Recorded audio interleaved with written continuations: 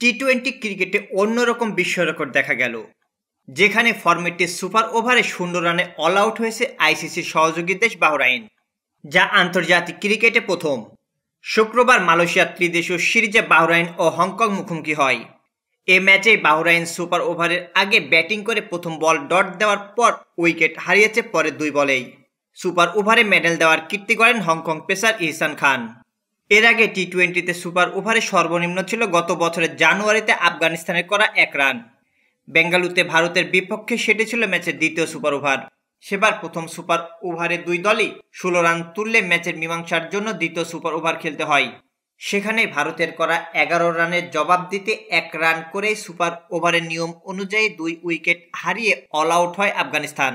নিয়ম অনুসারে সুপার ওভারে কোনো দলের সর্বোচ্চ উইকেট পড়তে পারে 2টি। এদিকে আন্তর্জাতিক টি-টোয়েন্টিতে এ ঘটনা নতুন হলেও টি-টোয়েন্টি লিগে এটা নতুন কিছু নয়। টি-টোয়েন্টি লিগগুলোতে সুপার ওভারে কোনো রান না করতে পারা ঘটনা আছে একাধিকবার। এর শুরুটা 2009 সালে চ্যাম্পিয়ন্স লিগে। দিল্লিতে সাসেক্সের বিপক্ষে দক্ষিণ আফ্রিকার দল ইগলসের হয়ে সিজে ডিভিলিয়ার্স সুপার ওভারে মেডেল দিয়েছিলেন।